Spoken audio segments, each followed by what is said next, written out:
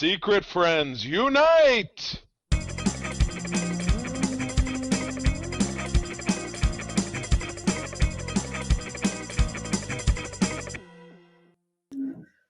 Welcome to the Secret Friends Unite podcast, episode 424. This is your guide to the geek side, and I'm one of your hosts, Todd Oxtra, host extraordinaire, joined by Charlie Carden, and we are here to bring you all the things in the world of geek. Dancing Queen. This is why you should watch our YouTube. Yes. You can see all the stuff in my background, and I'm dancing around like a fool. Head boppins. Yes, good evening, or good morning, or good night, depending on when you're listening to this. What's going on, everybody? It's Sunday for us, getting ready for a week away. My company has their big national sales meeting, which is 3 days of meetings and 5 days of drinking. Okay, we don't drink on the last day because we're leaving, but okay, it's 4 nights of drinking. There we go. You know, corporate America. That's what we do. That's where your money goes when you buy these things. You pay for these people to be silly and do their thing. Thank you. Yes. We work hard, so then we make your money work hard for us in alcohol. So thank you very much. I appreciate it. Yes, but we want to thank the real stars of this show, not Charlie's company. Superstars. That is our patrons. Nope. So thank you to Best Buds, Jamie Prinky, BFFs, Sean, Stella, Henry Nias, Missy Merchant, and Andy Milken. And a shout out to our newest Patreon. That's Mr. Corey Dierig Hudson. Corey's a great supporter of Super Friends Unite over time. He just had actually on his Patreon show where he made the mistake of introducing Charlie, myself, and Mark all at the same time. It was a nightmare, but it was a fun nightmare, kind of like, you know, the dating world. It was a fun nightmare. It was. No, it was yes. a good time. Yes. Yeah. So Corey's a heck of a guy. He obviously, you know, he does a Patreon just like what we do, but he's got a great network of people behind him, and they produce some great content. So it was a pleasure to be on there, kind of be in the spotlight, have people asking us questions. I was like, blah, blah, blah. But it was cool. No, it really gave us a chance to kind of explore and kind of think a little bit more about what we do. So yeah, that was awesome. So thank you, Corey. You might not be thanking us once Todd puts up on the screen this week's cover, and we got this covered. Oh my God. C'est magnifique. Preview. It's a Marvel preview. This cover speaks to me. I really didn't understand what this was, so I had to look it up. So this thing we have is called Marvel Preview. The title is called Paradox. And it's Xanadu. It's Xanadu. That's what I'm telling you. It's a weird one. And the cover it looks like Rick Springfield with a scarf with a deep V, along with I guess the Grim Reaper, who's gonna make us an offer, a lady in a weird bodysuit that probably was, you know, a prototype from Buck Rogers. You got a cyborg cop, maybe. You got dancing ladies in the background. Like Logan's Run. Yeah, exactly. It looks like that's what it is. It's Logan's Run. It's Logan, because look at, they have the Dome City and the explosions. And what does it say at the bottom? The most incredible character contained in the history of illustrated fantasy. Yeah, it's tough because it's a silver white background and yellow lettering. So we missed like maybe a third of that is not really readable. Yeah, you got to work on your fonts. You can't have a light font against light background, folks. Come on. Right, and very small print as well. So this is fascinating, and two things. I would read this in a pinch, but I will tell you that I doubt very much it exists digitally anymore. I don't think you can go out there and find it. No, and actually, this was, I believe, the last issue of this. Well, actually, there was one more issue after this, and then it went to magazine? Okay. Then it went to a new title called Bizarre Adventures. And the next one's great because it's like it looks like Charlie's Angels with like Black Widow on the cover. It's really crazy. I don't understand this because none of this is, you know, Marvel character related. This looks like it's like, hey, we wanted to, you know, take a cross between Xanadu and Zardoz and Logan's Run. And this kind of stuff is popular right now because it's 1980. So you just went out to see, Mad Max and a lot of that other stuff I mentioned. Yeah, I would really love to. And I love the Rick Springfield reference. That's great. Those hair's not long enough from back in those days. I would love to read this. So if anybody out there listening has ever checked this out, you're watching our YouTube channel, I would love, at me on Twitter at the C3. I would love to hear about what this is about, because I am riveted. This is why I let Todd exclusively make the choices for these, because he does his homework. I think this is an achievement. So check this out. If you're a listener of ours who maybe picked this up for $1.25 in 1980s dollars, that was probably like $10 or something. But you plunk down cold hard cash for this deal, I would like to hear all about it. I'm fascinated. Yeah, and Charlie, if you look at the doc, I put the picture for the next issue. Oh, and that's when they moved to Bizarre Adventures. That's not Black Widow, but it looks like what was that her is name? Black Victoria. Widow. Oh, but it looks just like what's her face, who was on Dallas, Victoria Principal. It is, but it's Black Widow, yeah. the Lady Demon, and Daughters of the Dragon are featured in the next issue. So Colleen Wing and they were on the Luke Cage. Misty, was it Misty? Misty Knight. Yes. Misty Knight. Yes. So there you go. With writers like Chris Claremont, Michael Golden, Marshall Rogers, Bob McLeod, Ralph Macchio, Paul Gulasi doing art. I mean, come on. This is top tier Marvel. Yeah. For the early 80s. So that is fascinating. However, because you publish it here now, you can't use it next week. So you're going to have to find something else. Oh no, I don't repeat. Okay. I don't repeat myself, Charlie. He does not lather, rinse, repeat. Well, that is fascinating. Somebody else who doesn't lather, rinse, repeat. I'm talking about Madam Webb. So you want to stand at least 5 feet away, because she's not so much with the hygiene. At 123 years young, she's still down in the sweltering heat. Maybe that's why she doesn't smell so good. Down at Hollywood and Vine with all of the hottest tips for us, the biggest news. Let's go check it out right now. Now it's time for Madam Webb's Rumors and News. Take it away, boys. Thank you, Madam Webb. As Charlie mentioned, 123 years. I believe this was your birth date. So congratulations on not dying. We appreciate you. I believe you've been sent a coupon for Woolworth nickel and dime for a breakfast or a lunch menu item of the Bluebird Special. For $1.22, you get a boiled egg, sauerkraut, and Spam.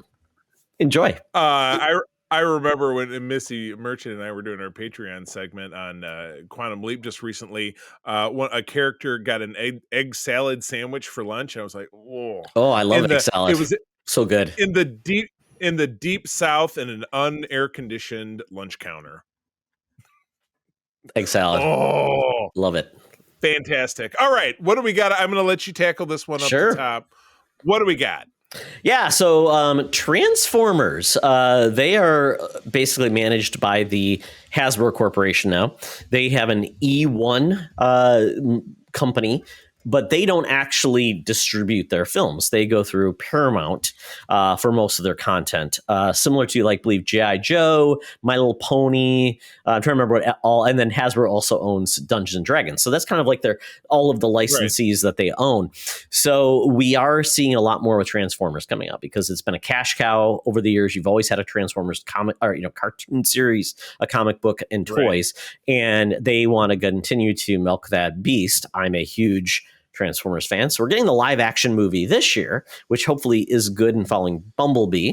But we're also going back to its roots with actually having an animated movie, which the last animated movie in theaters was 1986's Transformers the movie, where Optimus Prime died. Where did you get that beautiful one-sheet poster that hangs in your house? Sorry, Charlie, it no longer hangs in the house. It was a casualty of the move. Oh, are you serious? What happened to it? I mean, is it destroyed, or it got sliced? Well, because the cover was just cellophane, essentially. It got sliced. Oh, yes. I know. And the reason I bring it up is that when I was a kid, my mom worked at a local Fox station that syndicated both G.I. Joe and Transformers. I got a print of each. They're beautiful 24 by 36 prints, hand drawn. They were wrapped in cellophane, but I took mine out of the cellophane years ago and framed it. Oh, I never Todd did. Clearly did not. Oh, Todd, you're breaking my heart. And I understand why you never told me, because you knew how upset I would be. It was casualty of the move, Charlie. Sorry, as many things happen to be. No, I have had many things destroyed in moves over the years, so I totally get it. Yes, just like Optimus Prime, a casualty of our childhood. Now, speaking of that, I'm reading through this cast list. Hemsworth, obviously being at the top, is playing a young Optimus Prime. Now, that is a bit of an oxymoron for a robot. What is a young robot versus an older robot? It's a robot. Well, Charlie, it's not like it's a car where it's a classic car. It's a robot. Their cylinders get old. Your horn gets a little aged. When you've had a car for 20 years, maybe the horn sounds a little bit old. It's a machine. It ages. It needs upgrades. It's kind of a ship of the Theseus kind of thing, like Vision did in WandaVision. Parts replaced. How much of it is the original? It hasn't had its version 2.0 software upgraded. They have software, so they age over time because the software gets old. You got to update the. I'm assuming they're running off of Windows or something like that, so they have to go to Windows 12. Windows 95. Yeah, they're running off Windows 3. Windows 3.1, so they got to upgrade. So that's how they get older, Charlie. But yeah, we're getting this. We're getting this. It's essentially telling the origin story of the Transformers with a all-star voice cast, and they're pretty serious about the voice cast because like you said, they've got Chris Hemsworth, Brian Tyree Henry playing Megatron, Scarlett Johansson playing RC. Then we've got Alita, not RC. Keegan-Michael Key is Bumblebee, which is good because I'm so tired of Bumblebee not speaking. Thank Just going God. Beep, bop, boop, bop, beep, Exactly. boop. Yeah, exactly. Let's put that away. It's dumb. John Hamm is Sentinel Prime. Lawrence Fishburne as Alpha Trion. Now, I'm not familiar with the Alpha Trion or the Alita characters. Really, I'm not sure about Sentinel. I know Bumblebee, Megatron, and Optimus Prime, obviously, but that's like me throwing obscure G.I. Joe characters. Yeah, it's the same thing. This is a lot of the history of the Transformers before. Yeah. I mean, they reference a lot of these characters in the past, especially if you did not watch like some of the more recent things where they've gone into these characters, like in the comics or some of the other animation. That's where they were focused on. In the original Transformers cartoon, they might have talked a little bit about them in some flashbacks, but not much. So this is really supposed to be about how the Autobots, the people of Cybertron were of one, focus. And that's where you get the split eventually of the Autobots and the Decepticons, which creates a civil war, which then destroys Cybertron. This is kind of the beginning of this where they were friends. And, normally I would say, okay, is this going to be of interest to anyone? But animated, more mature films with animation is becoming a little bit more, accepted. Like we had Into the Spider-Verse. I would say that would be a version of that. So when you say more mature, it's not like it's adult content, but it's more for teenagers. Teenagers bleeding into the little bit more adult crowd. So kind of, people who are enjoying something like, it'd be like if it was an animated Star Wars movie. Like, I love Star Wars, but younger people also enjoy it. So it's made for that teen slice and up. So pretty much. The better. And then it can appeal to more adults too. It's not like the farts per minute, not the cute animals, not the songs per minute as well with a lot of the animation. Think of like the core, that heritage Disney and Pixar. Typically it's cuter, cuddlier, more emotional. Whereas, we haven't really had a lot of wins in the more, like, we can tell cool, more mature stories that aren't always about cute factor, but they can tell really compelling stories and have good voice acting. So like I said, Spider-Verse, I think, was one of the first ones that kind of did a good job with that. So maybe that means we can enjoy more of these things. So maybe that's what they're going to go for. The voice talent's there with us. And the other good news is the director is going to be the director of Toy Story 4, which did very well. Toy Story does a great job at pulling at the heartstrings. So this could go well. I'm just not sure if people want more of the Transformers in this fashion. I hope they do, and I hope it's good. Yeah, could be. And again, this is locked in stone for a little over a year from now, July 19 of 2024. So this will be I won't say a highlight, but it'll be a component of the summer movie season next year. And yeah, you've got big talent. Steven Spielberg is an EP, and you've got a handful of people. I see Michael Bay's name at the bottom of this list. Oh, he gets anything now. Anything that's Transformers, I think he gets a kickback, so they make him a producer. That's okay. That's exactly. Fine. But yeah. So this, and I would imagine the quality / performance of the film we're going to see this summer will lend some weight to interest in this kind of thing. You're always going to have the diehards that are really into that kind of stuff, but you never know. So yeah, and I don't think Chris Helmsworth can just do his Australian voice. I don't think, because I don't think Optimus Prime was Australian. Interesting. Autobots roll out. Oh God, that was terrible. Australian. With oil and I'll eat it. Yeah, with oil. He'll say, bloody, don't even bloody worry about it, mate. Roll out. Yeah, I'm guessing he's going to try a voice. So hopefully, normally I don't love it when you get like celebrity voice actors, because it's like they pull you away. It's like, oh, that's so and so, but maybe. Yeah, that's John Hamm. Exactly. Yeah. Well, maybe John Hamm will pull a weird accent. Maybe we'll see. Could be. I mean, but they didn't have accents. I don't know. You know what? We will find out. Accents. I know they were going to get like, and now they're speaking like they're from the Deep South. That would be an interesting take, right, Charlie? Right. Well, and if we're pursuing the overall, suspension of disbelief that maybe they have a voice box that gets replaced over time, and this is a young version of Optimus Prime, and then he later on becomes what was the name of the dude who was the classic actor for Optimus Prime? Was it Peter Cullen? Peter Cullen, yes. And then you had Frank Welker as the voice of Megatron, who is a ton of voice talent as well. Oh my God. I mean, he went back to having voice credits. He was one of the... Was he Cobra Commander too? No. He was. Oh, he was. No, okay. And it was Michael Bell, who I met at Grand Rapids Comic-Con a few years ago, was Duke, and he was a lot of other characters. Yeah. But Frank Welker did some voices, and he was one of the young Spocks voiced in Star Trek 3, for example. So it's just like he's a guy who's just been around forever. Man, we should get some voice talent on our podcast. Interview some people who've been voice actors. That really interests me. Well, you've got the segment that you were talking about. Maybe this could be the Todd Passion Project. You don't know. Stay tuned. And of course, visit us at patreon.com/Secret Friends Unite for the content that we do have, because there's a lot of great stuff there.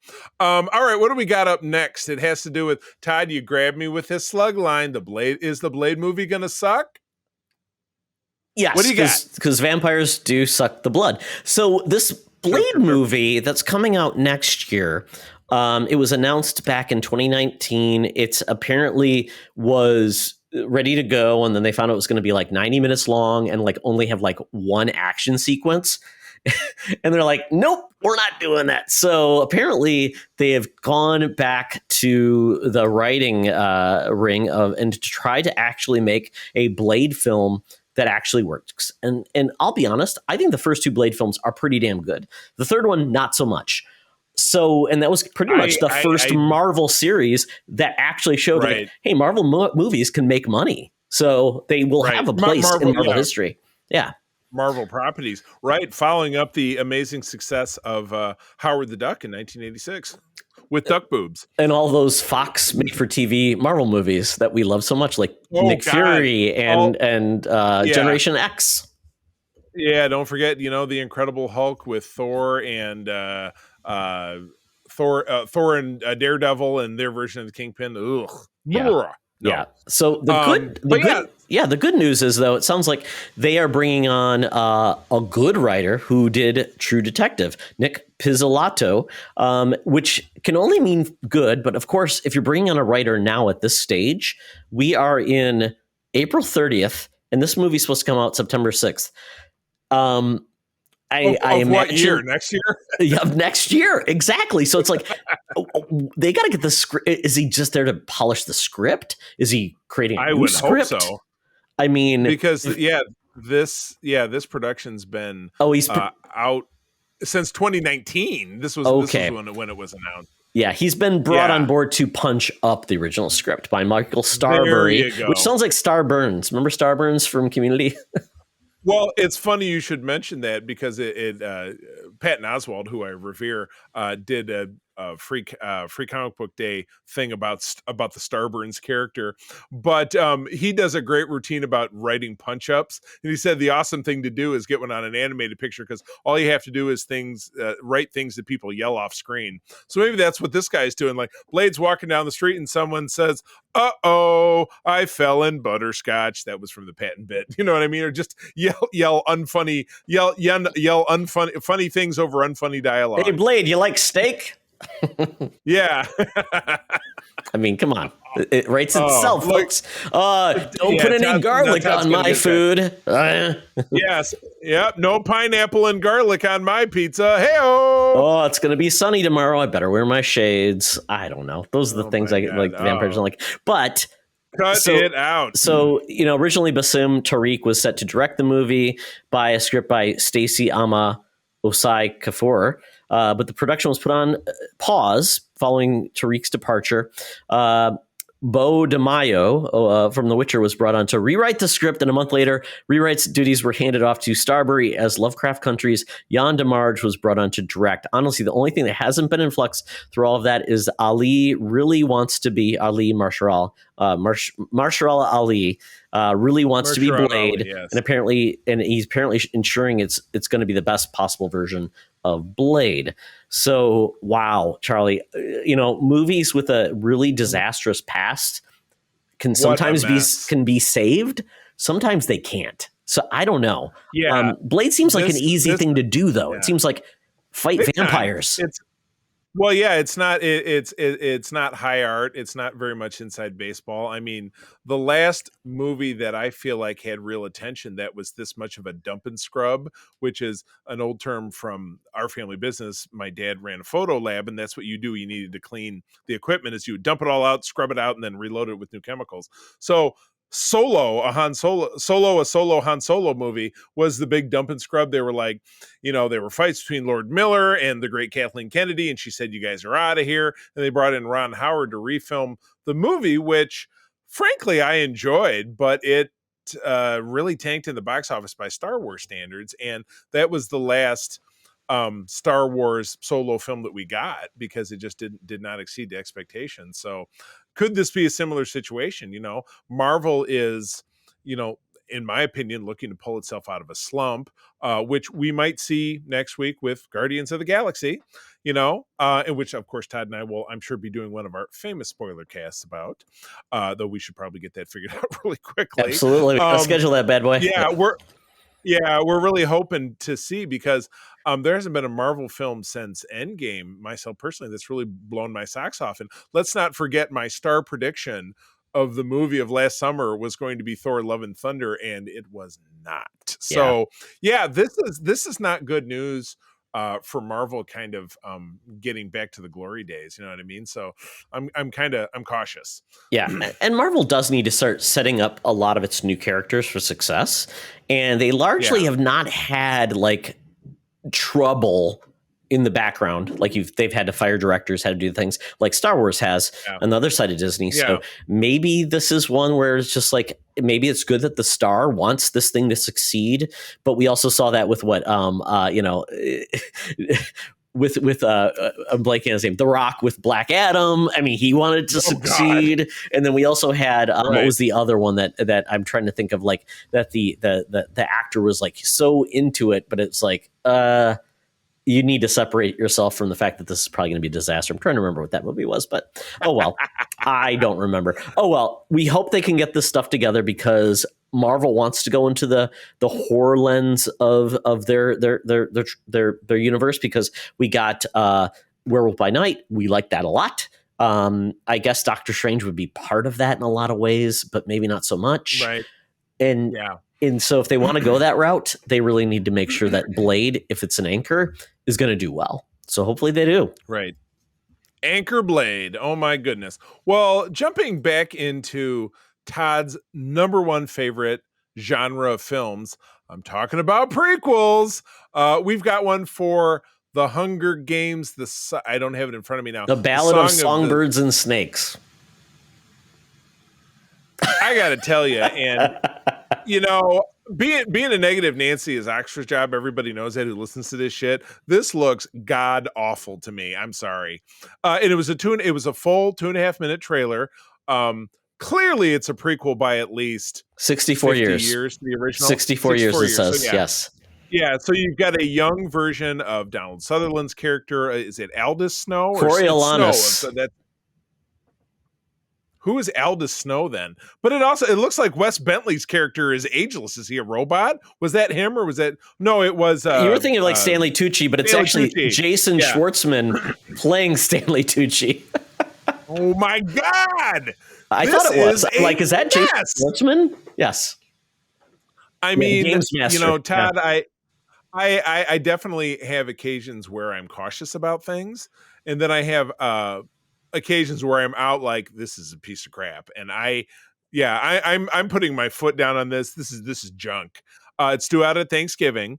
It was great to see Peter Dinklage. I like him, but one actor cannot save a picture. How about two actors? Because Viola Davis is in this as well, and she's awesome. Oh yes, she's always awesome. She absolutely, yeah, right, yeah. And Dinklage might be awesome in his own way, but everything about this, even from the name of it, the song of the ballad of the birds and the snakes or whatever. I mean, there you go. I just gave it a new name. The name that I gave it is more accessible. The song of the ballad and the snakes or whatever. Yeah, I mean, the whole point of this is after, I think, 10 years starting with the Hunger Games in a lot of ways. Exactly. Hunger Games, yeah. Peter Dinklage is like kind of the architect of the Hunger Games. You've got the host, which is Jason Schwartzman, blank his name, Stanley Tucci character for you see in the future that's hosting them. And this is essentially, I guess they're trying to shift it from where President Snow is essentially a mentor of one of the candidates to support her district. And at that time, I guess it was more like, you're just going to be a sacrifice.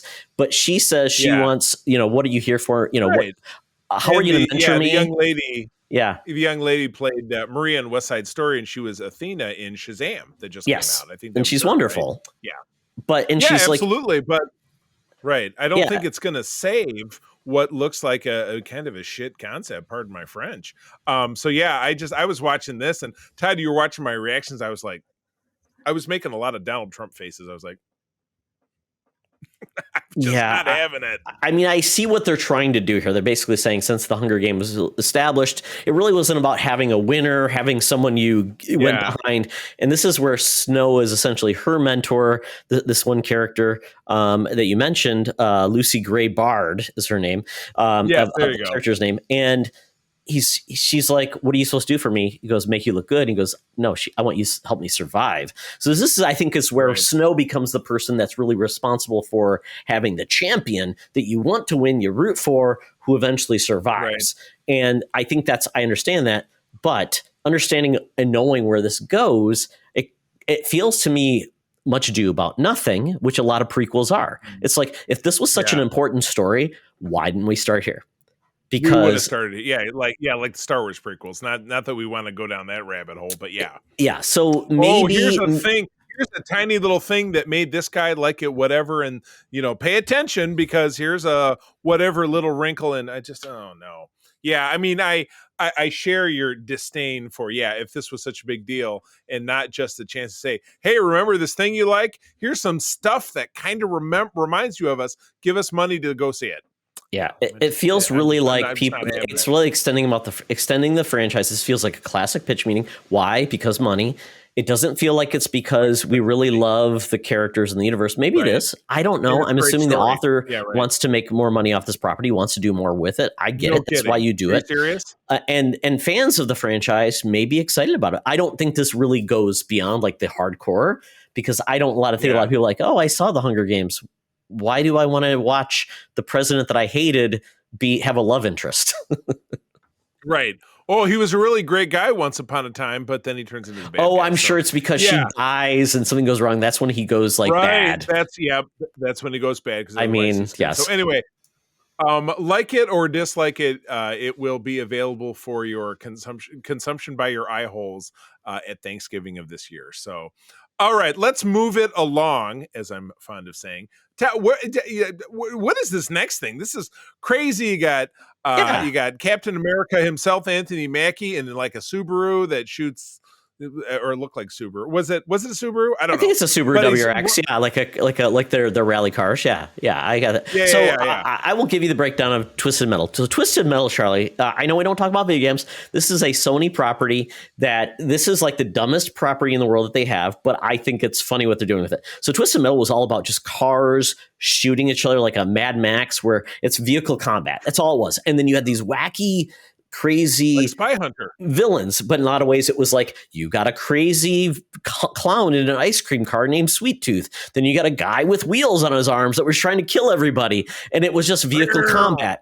They eventually kind of tried to develop these villains, these characters, in like little short mini films within the video game. But that's all it was. It was just a silly game about car combat. So the fact that now Sony is putting this like TV series on Peacock with a real good actor, Anthony Mackie, and they essentially start off this trailer, which you can watch online, where he's getting his car ready and he puts on "Steal My Sunshine" by Len. So this tells me they've got a great feel. 90s. Yeah, they've got a good feel of what the tone they're going for, which just means it's going to be a wacky, road trip with like vehicular combat. It's going to be weird. We don't know. Apparently he's supposed to be, and this is the tagline says, Anthony Mackie stars in the series as a motor-mouthed outsider named John Doe, who's offered a chance at a better life, but only if he can successfully deliver a mysterious package across a post-apocalyptic wasteland. With the help of a trigger-happy car thief, he'll face savage marauders, driving vehicles of destruction, and other dangers on the open road, including a deranged clown named who drives an all-too-familiar ice cream truck called Sweet Tooth. It includes Samoa Joe, or Joe Sanoa, who is a wrestler who's going to be playing Sweet Tooth. Will Arnett is going to be voicing that character. So very good. Nice. It's also got Mike Mitchell from Tomorrow War and Love, Taj Vaughns in P-Valley, Lou Beatty Jr., A Million Things in NCIS, and Richard Cabral. Lou Bega Jr., Mambo number 5? Lou Bega Jr., yes. And Richard Cabral from Mayans MC, American Crime. And Mitchell portrays Stu, Mike's best friends. Okay, so there we go. So it's kind of funny because when I watch this, I mean, the tone is going to be kind of humorous, kind of weird, kind of over the top, probably gritty. But also with a comedic tone, kind of like Zombieland is kind of where I'm feeling they're going. And Charlie, I said when I saw this, I'm like, I'm hoping this is like the modern Cannonball Run, where it's a wacky madcap adventure. Chuck Mangione's theme from I love Cannonball Run, the dumbest series in the world. Sexy chicks in a Lamborghini trying to get away from cops. You got Burt Reynolds and Dom DeLuise driving an ambulance across country. I love these type of movies. They're great.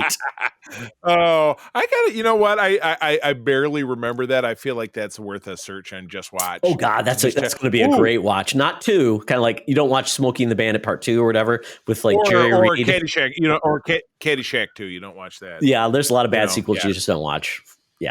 Yeah, exactly. It was just a straight up money grab. Neat. All right. So where and when can it's going to be on Peacock, so we probably have it. And actually, there's writers from Cobra Kai on this, which makes me happy because I think they nail it. And Will Arnett is a producer on this too. So it's on Peacock and it's coming out. Looking for a date. It's going to probably be soon. Yeah, don't you hate when you can't find a date in the actual damn trailer? Yeah, it's coming out this year. And that's all I can tell you based on the article. Thanks, Geek, maybe you'll Geek have Tyrant. Yeah, good pick. All right. Well, maybe you'll have better luck with this next trailer, which you dubbed Jane Wick, because it's about. But there's an upside to this, that the dog isn't dead right away, but you can count on the same kind of violence. Yeah, so I saw this trailer. I'm like, this kind of intrigued me. It looked kind of fun. It's called The Wrath of Becky. It sees Lulu Wilson on another ultra violent adventure. So I'm not sure if there was a previous movie with this character. Actually, it's a sequel, Charlie. Apparently, there was a movie called Becky, and this is about her kind of continuing her life in kind of more of a peaceful countryside, life where she's living with this woman, this elderly woman. She's helping her out. She works as a waitress, and she has a run-in with these guys, and they call themselves was it the Countrymen or something, which is essentially like the Proud Boys. Yeah, they're like the VD or something like that. Yeah, it was basically it's some kind of white supremacy something or other. Yeah.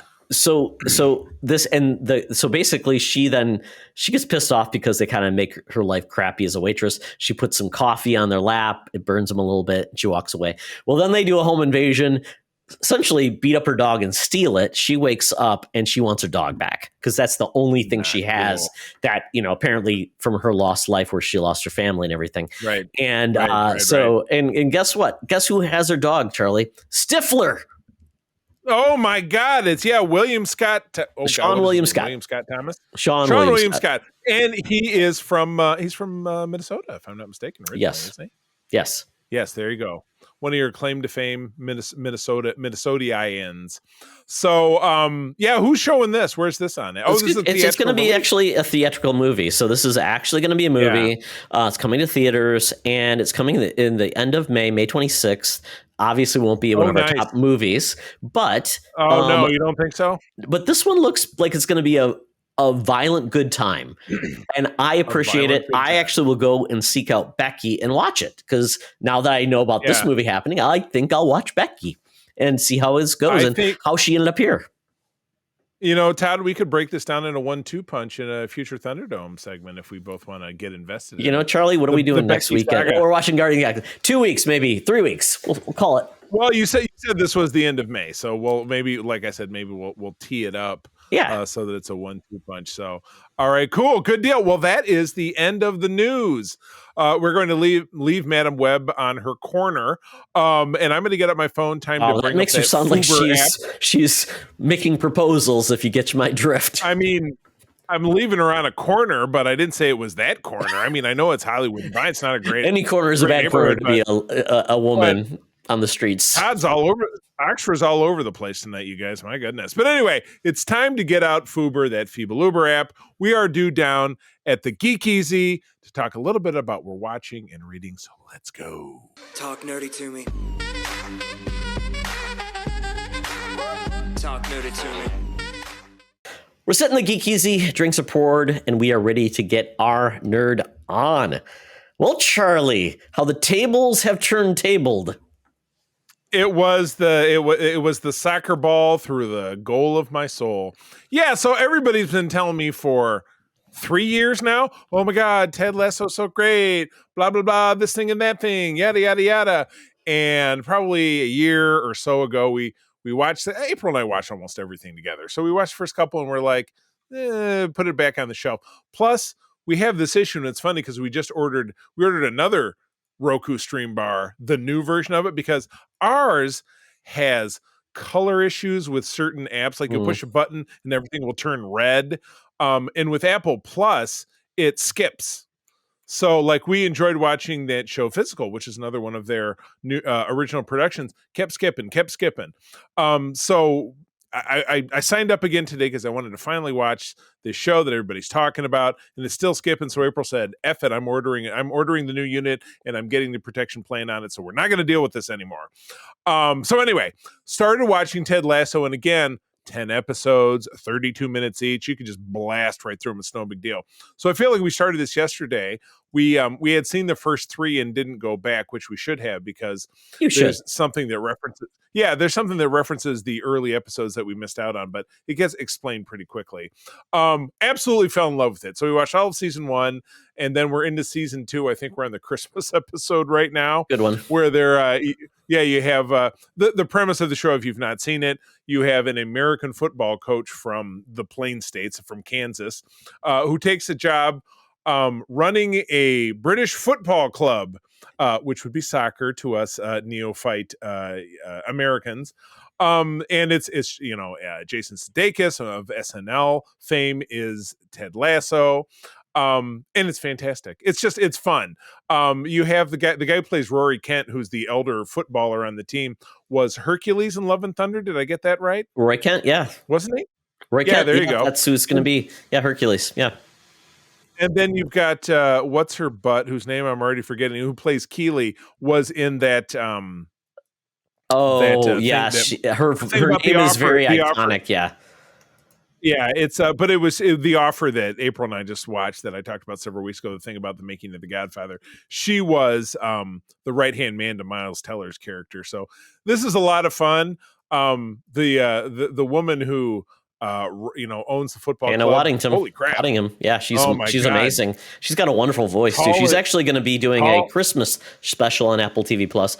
And she's going to be doing it's like going to be those classic Christmas specials with singing because she's got a phenomenal voice. Oh, gotcha. Well, yeah, she jumped in there and did a little singing in one of the episodes we watched. So yeah, so I'm enjoying this show. And again, Todd, it's is it the third season is going on right now? Is that correct? Absolutely. I think episode 6 just came out, and it is a wonderful season. Okay. It's the show just and Charlie, Ted, the lens of Ted, and I would say this. He is dealing with a lot of issues, and you get to see some of the issues he deals with. And he finally kind of puts away some of his guard is sarcasm, not sarcasm. His guard is jokes, and he's very he's very exuberant and he's like he's Ned Flanders. He even got the mustache. He definitely is. Yeah, he never tries to let you know he has problems. He wants to put his problems aside for other people. And that has just created a problem in his life. And I love how they're dealing with his anxiety, which he definitely has. Yeah. And it's great. That was a great, So don't tell me if he and the owner lady get together because they give you that vibe, but who knows? That might be too simple. But I'm enjoying it so far. And we're just gonna. I mean, I'm sure we'll continue to watch it and be done with it in a matter of weeks. Watch the first 3 again.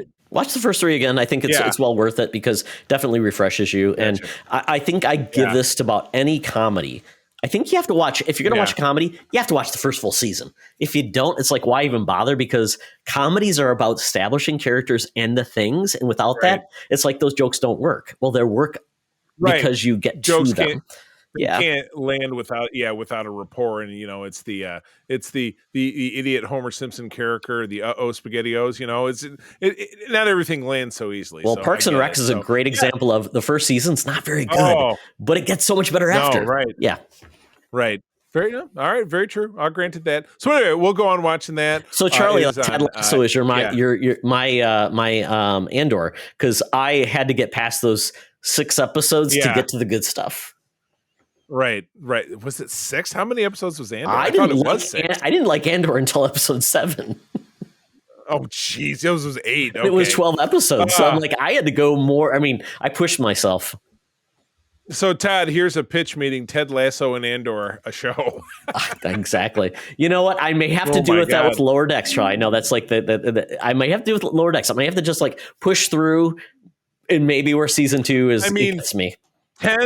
10 episodes, 22 minutes each. How bad could it be?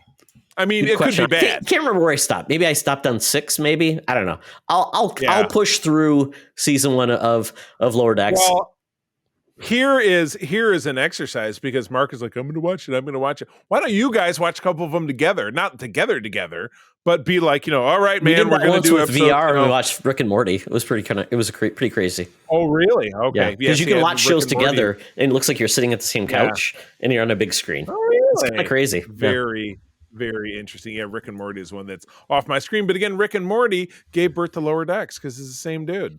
So, okay. Very quickly, because there's not a lot to say about a literal 40-year-old movie, but there are screenings going on across the country. I don't know if they're over by the time you listen to this, of Return of the Jedi, whose actual 40th anniversary is Memorial Day weekend, if I'm not mistaken.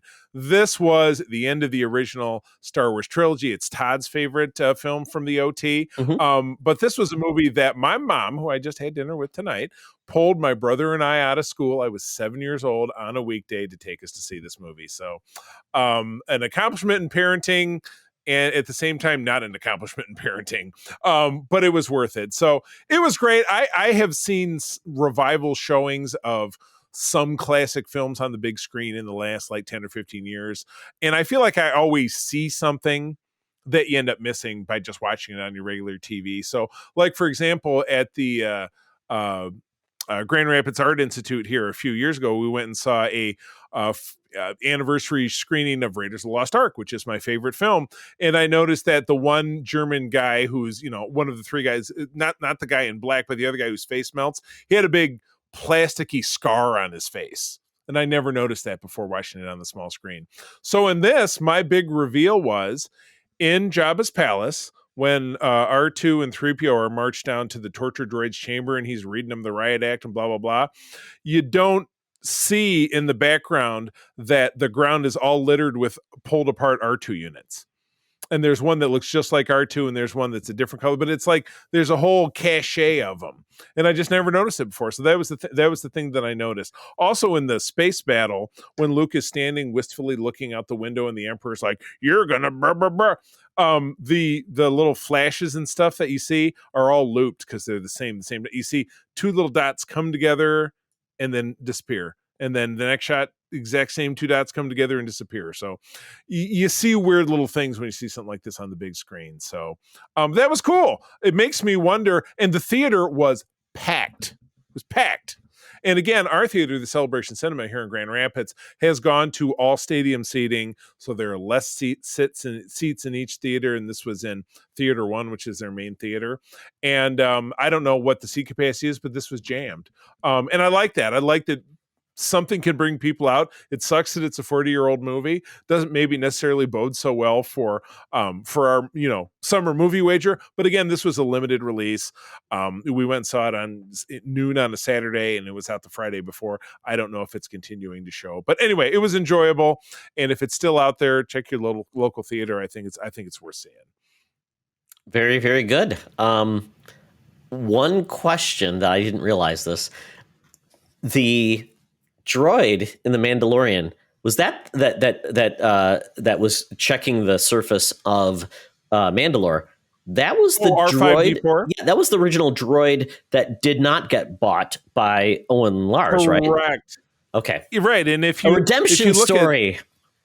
It wasn't related to this movie, but if you look at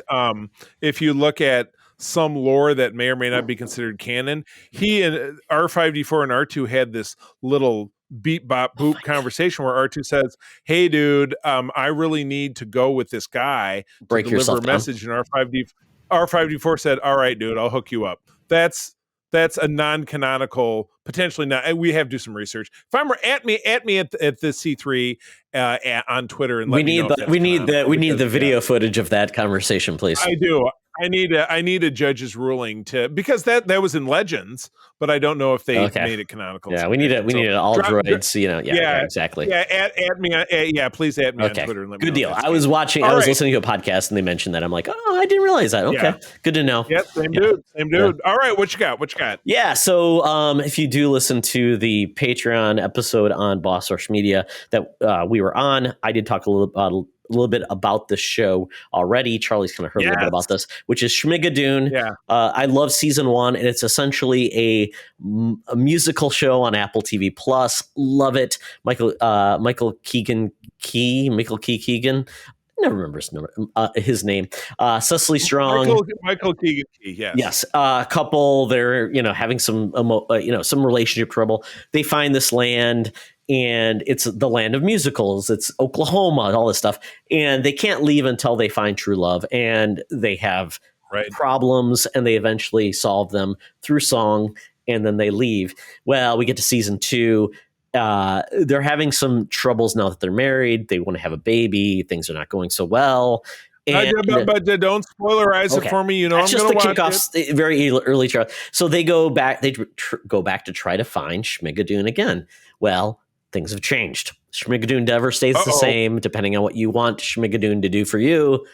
It turns into. Is it now Schmigadon't? It's Schmicago, which is the tone of the show. It's all about the musicals, I would say, probably from the 70s, maybe late 60s to early 80s, where you've got Chicago, Hair, Pippin, Sweeney Todd, Chorus Line. Trying to think of anything else that's there from that era. Hair, which I might have already said. It's right. And Jesus Christ Superstar, where they're hitting those musical beats and they're informed by it, but they're not like replicating it. They're doing their own thing, which is great. So this season is really it's doing much like American Horror Story, where it's bringing back the same cast in different roles. And it is funny how the two main are like, oh, I don't remember her. And they're like, don't you remember her? She was in this. So it's kind of like they're going to that mode as well. And you do find out it's funny because Cecily Strong character, she doesn't like those type of musicals. She likes the Oklahoma and the happier, funnier. And Keegan-Michael Key's character actually likes these more complex, less rhymey musicals as well. So it's a really it's really good. So this series is on episode 5-ish or 6 of the second season. So there's time to catch up, but it's out on Apple TV Plus right now. So and Charlie, I mentioned this before. Apple TV Plus, man, they just hit quality over quantity. Yeah, it's wonderful. You said they keep it tight. They like, here's our blah blah blah shows. Yeah, and they it was funny when I plugged back in. They have I'm trying to complete April's viewing of all of the films that the Beatles made. Okay, so we've watched the good ones: Hard Day's Night, Help. That was about, and then of course we watch Peter Jackson's recent documentary, which wasn't one of their films per se. But then you get into the ones they did that weren't so great. Yellow Submarine, which I had on disc, very iffy. But I noticed they have Magical Mystery Tour, which is batshit fever dream. If you've never seen like the monkey's head. Yeah. Oh God. Yeah. And this preceded it. Came out. It was aired on the BBC on Boxing Day in 1967. Oh boy. Okay. Day after Christmas. Completely nuts. It's there on Apple TV Plus. Todd, watch it, but just buckle up because it is full on. The Beatles are on all the drugs. It was self-financed, so they didn't have to deal with anyone restricting their creative control. They could do it for the hell they wanted. Yeah, it was the Phantom Menace, but made by the Beatles. Oh God, that reminds me of that awesome what is it, Sgt. Pepper's movie with the Bee Gees? With the Bee Gees, and what's his name from Peter Frampton, right? Oh yeah, the Bee Gees, Cheap Trick, and Peter Frampton. Now I want to watch that with Aerosmith singing "Come Together." And I love that movie, kid. I didn't understand what it was, but I'm like, this is really cool. I really think it's cool. Oh my God, and I don't know how that happened. How did that movie happen? I need Money and Drugs. I do want to find out where I haven't seen that. I saw that in Channel 50, Charlie, when we grew up. I'm like, what is this movie and why is it so awesome? So I didn't understand it at all. I didn't, and I don't know how it happened. But, well, kids, check out that movie if you want. We'll talk about it probably in a later episode. It is available on Apple TV Plus for rental. Oh, my God, Todd, we got to watch it. Oh, my goodness. I would love to rewatch. I would actually like to rewatch that because to me, it's like it's like I didn't understand it as a kid. Maybe I'll watch it and I'm like, what the hell are they thinking? Like Frank Zappa's in that damn movie. So weird. I'll send you $2. You send me $2, and then we both have watched it for $2. Sound good? I don't know how that happens. I have the service right now. I can watch it now. I know. Well, there you go. Well, you have to rent it. It's $4 to rent. Oh, to rent. Okay. Yeah. Okay. Yeah. Well, we'll see how that goes. We'll see how that goes. Yes. Okay. Well, I think it's worth the investment. But anyway, wow, we're rearing because we got to get back to Schmicago. So watch it. It's fun. It's really cool. Yeah. If you like musicals, I think you'll enjoy it. If you don't like musicals, I think you may even enjoy it as well as it's a very cool show. Yeah. Silly fun, haha. So, all right, now you're on to a show that I definitely gave up on. So, talk to me about Titans season 4. Titans. So, Titans is officially ending with season 4. It's part of the DC chaos. It's a show that actually I'm surprised it actually lasted as long as it did. Season 3 ended. I really enjoyed those shows. They're hitting on like some major beats. Season 3 was all about the Scarecrow. Season 2 was all about Deathstroke.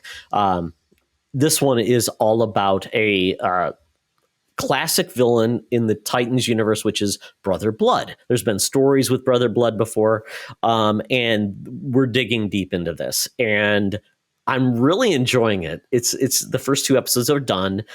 We get some new characters. Lex Luthor is in this, which is pretty cool. And I don't know where it's going to go. I've only got the first 2 episodes under my belt. So this is going to be a treadmill show or elliptical show. So it's going to be just more dumb fun. They brought in Tim Drake. He was a carryover from season 3. The team is essentially still together, and we'll see where this goes. But I've had a little bit of spoilers on this 4th season. It's not complete yet, and they're going to do a little bit of multiverse in this show, which is kind of cool. I like that.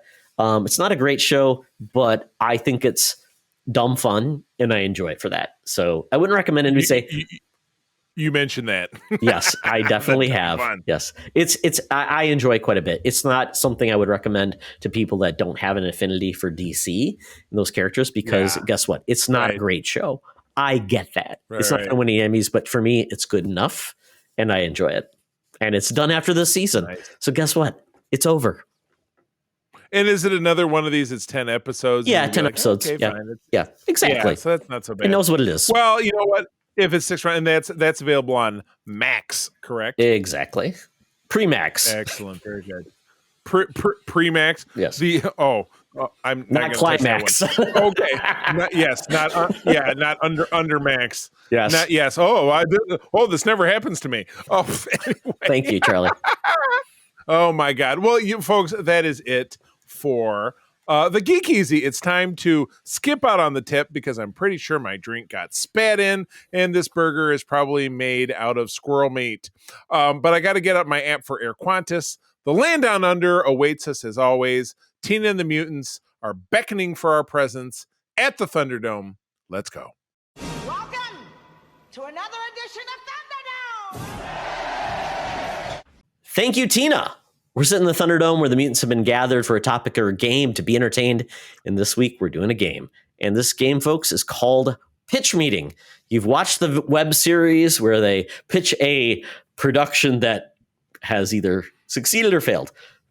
Now we're going to make our own pitch meeting where we've created 4 categories with different entries into those categories to create a movie or a TV series. So, Charlie, should this be a movie or a TV series? This is going to be a movie. Okay, we're going to do movies, folks. So at this point, we're going to use the random number generator. So we have 4 categories with 11 entries with different names and different settings. And basically it's a setting, a genre, an antagonist, and a protagonist. So Charlie is going to go first. So I will generate a number for him, which will create basically his different categories. So in the setting category, Charlie, you are getting Prehistoria. We got that. Prehistoria. Okay. So you're getting deal. Prehistoria. Okay. All right. So then in regards to the next one, you are getting fantasy as the genre. Fantacrap? Yes. Or crapacy? So the setting name is just Prehistoria. The genre is fantasy. So the next category is aliens. That's going to be the antagonist. I really wanted Evil Corporation. I'm bummed out. Okay. And then the last category, which would be the protagonist, is Pedro Wolfcry. So once again, Charlie is making a TV series, right? Movie, sorry. That is set in a place called Prehistoria. It's in a fantasy genre with an antagonist of aliens with a protagonist named Pedro Wolfcry. Charlie, pitch your movie to me, Hollywood executive Todd Esquire Oxtra. This is nuts, man. Okay.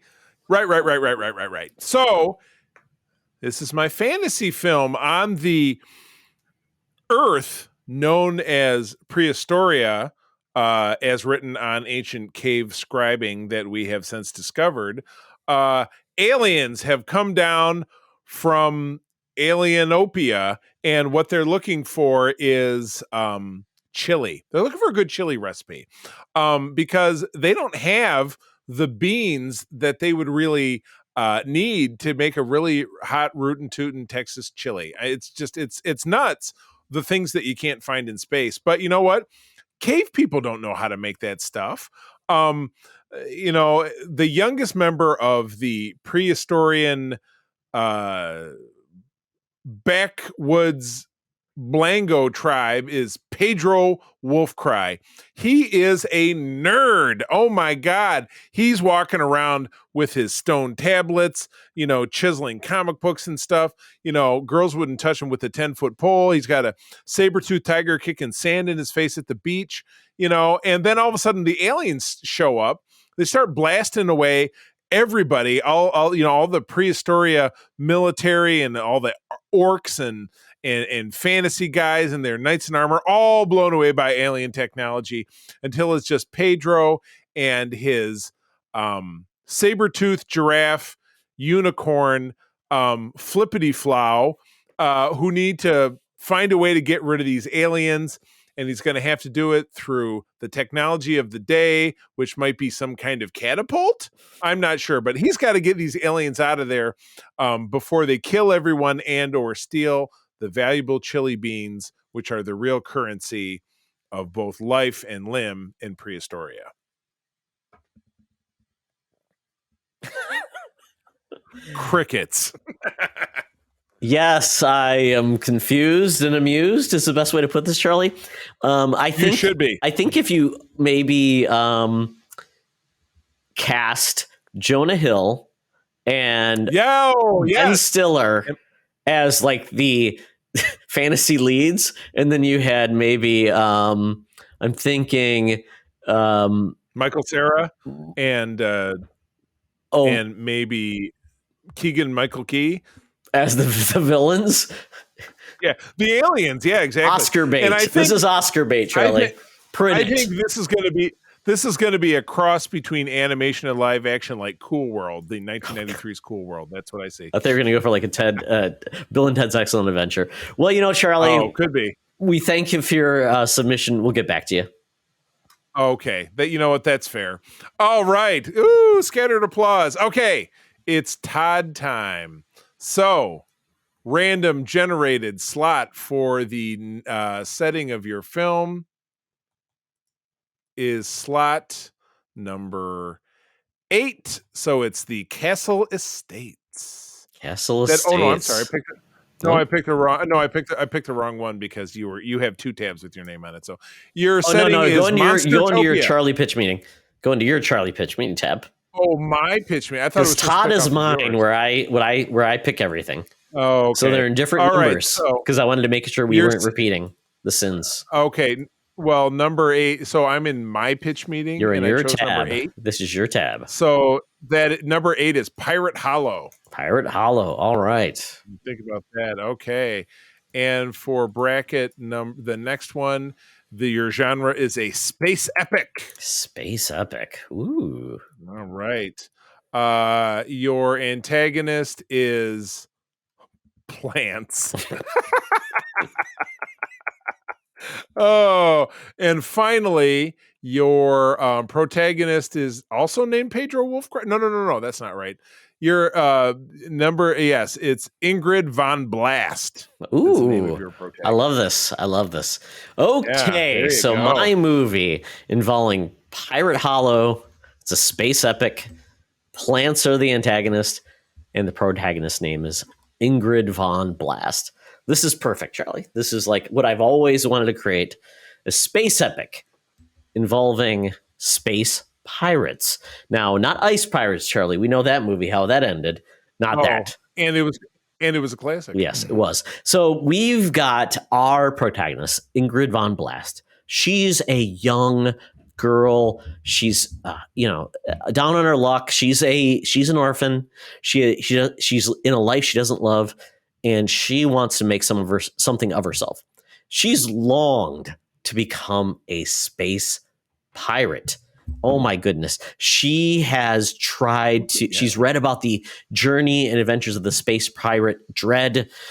She's got Captain Laserhook is one of her favorites that she wants to go after, and she wants to serve on Captain Laserhook's space frigate.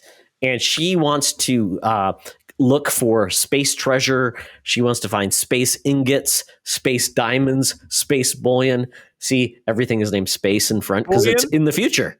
It's bullion, space. like the bullion cubes? Yes, Okay. everything is space. Bullion cubes. Yes, space bullion. Right. Yes, you can make soup out of it or gold, depending where you go. It's a good base. But as we found, every planet now is being overtaken by weeds. Space weeds, Charlie. Oh, no! Evil space weeds. They're coming from where we don't know. Where is the root of evil that are these space plants? We find out that there is a villain named Lars von Weedkill. Oh, another Von. Oh, so and it's yes. they're from the same nationality with the Vons. Lars von Weedkill is a half plant, half mutant symbiote. He has infected all of the space pirates except for our hero, Ingrid. And she joined the space pirates to redeem them. So she got together, found these other wannabe space pirates, and formed her own rugged crew. Oh my God, we've got Swabby McSwabson. We've got an Irishman. I like it. We've got Pegleg McPete. We've got another Irishman. Great. Pirate. The Dread Pirate Zanzarama as the first mate. Pirate Pansy. Yes, and then we've got Swabby McSwabson Jr. Oh, he brought his son. Exactly. Exactly. The young one who didn't want to be brought into this pirate life. But guess what? They've got they have to go on a search for the great herbicide in the side of the Andromeda space dimension. If they find the great herbicide in the sky, they'll get the great booty, which is being held hostage on the Amazonian planet of Daisivonia. And they have to break that down to get the great booty that they require so they can become great pirates and save the rest of the world. Ingrid von Blast, she finds a love interest, but unbeknownst to her, it's actually it had spores put inside it by that great plant menace, and she has to kill her love to finally win the day, Charlie. The herbicide is placed. She has to say goodbye to her love, and the pirates persevere, and they get the booty in the sky, and they win. Oh, played out to the end of Norman Greenbaum's Booty in the Sky. I love it. Wait, I mentioned it's a threequel. Oh, it's a trilogy. I like it. It's a trilogy. Okay, yeah. Very good. Yeah, it's a trilogy. Very good. Well, I'm seeing that. I mean, very good. I'm seeing this as a huge summer tentpole. I want to see all of the Skarsgårds in this, even Stellan, all of the Skarsgårds. Find them all. I think maybe if we could get any of the surviving Baldwin brothers, maybe the ones that aren't in jail or otherwise, how about McLovin canceled in Hollywood? I'd like to see McLovin. You could certainly bring in Seth Rogen as some kind of wisecracking chrysanthemum or something, because there's just plants everywhere. Yeah, it does. Oh, he is the pot. Yes. He's smoking pot in a pot. He's a marijuana. He's actually a marijuana plant. Yeah, that makes sense. And what can I say? We need Channing Tatum, and without a doubt, Samuel L. Jackson and Martin Sheen. How about Paul Rubens? Oh boy, yes, you could really pull that one back. Maybe Donald and Kiefer Sutherland could find their way into this in some fashion. Okay, so a lot of father son stuff, kind of tugging at the heartstrings. Like I said, I see it as a summer tentpole. I mean, the runtime of 4 hours won't dissuade anyone from missing out on this epic. It's absolutely incredible. Yeah, I'm sold. Let's make it. Green light.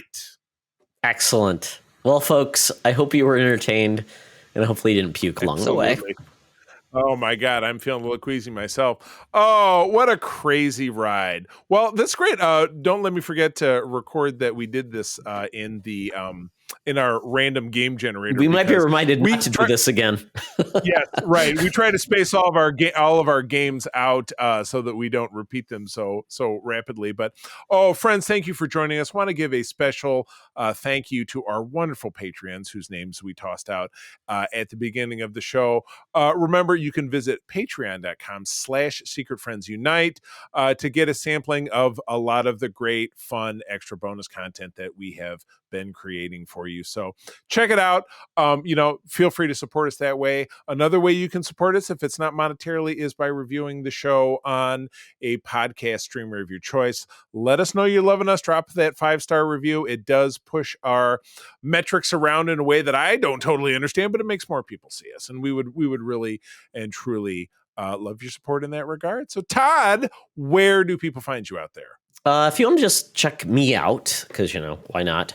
I'm at Toxtra. So check me out. Exactly. Check me out on Twitter at Toxtra, where I'm talking about just, things about my personal life, talking about sports, sometimes about video games. That's where I dwell in that realm. And then all the things Secret Friends Unite. I love that at Secret Friends U on Twitter, our website, secretfriendsunite.com. Charlie talked about Patreon, also our Discord, which is, I saw Charlie, your wife just joined our Patreon or our Discord as well. I invited her just this evening. I'm trying to get her more looped into our USS Grand Petoskey Discord, because we're trying to move all of our comms from Facebook over to there because I like it better myself personally. So that's great. I would love to see her chime in from time to time. She's kind of a lurker, so who knows? But I love having her involved in this stuff. She collaborates with me on one of our Patreon shows as well. So that's cool. Yeah, so Discord's a really good way for us to stay connected. We reach out to the community for our topics, our Patreons. That's where we talk with our Patreons there. So if you're part of that group, if you are not, though, please join our Discord, and we've got our links on basically for you to join as well. So that's kind of all I'm up to, Charlie. I love it. Well, go as always, friends. You can find me over on Twitter at the C3. Go ahead and spell it out. As I was mentioning, my lovely wife and I do run the USS Grand Petoskey. That is one of the largest chapters of the International Star Trek Fan Club in the world. We're based here in West Michigan, but we do have chapter members all over the place. I also run Region 13 for SFI, which includes Michigan and Eastern Canada. So if you're a Trekker out there in those places, want to get connected with other Trekkers in your general neck of the woods, drop me a line at our Grand Petoskey website or socials or on Twitter. I'd be happy to help you out. One last thing, Charlie, before I forget. Our latest Patreon episode of Spinner Rack, which we talk about all about comics, is out now, where we talk about Green Lantern's Blackest Night. Check that out if you want. There's a preview on our Discord. On our Patreon. So check that out. It's about 2 minutes long. But let you know, we're going to be doing East of West on our next Spinner Rack. So please read that comic in advance and just give us your questions specifically about East of West. So there you go. I would love it. Good deal. Friends, I'm going to tell you as always that thank you for joining us. Sharing is caring, and keep on trucking. Be the hero, not the villain. In a truck. Schmicago. This podcast is part of the Secret Friends Unite podcasting network. Visit secretfriendsunite.com for more great shows, articles, news, reviews, and more. Secret Friends Unite podcasts are available on Apple, Google, Spotify, and other podcast services around the world. If you'd like to be part of the conversation, you can join us on Facebook or our new Discord server, or follow at Secret Friends U on Twitter. Please subscribe to Secret Friends Unite on YouTube and visit our merch store at tpublic.com. Just search Secret Friends Unite. Thanks for listening.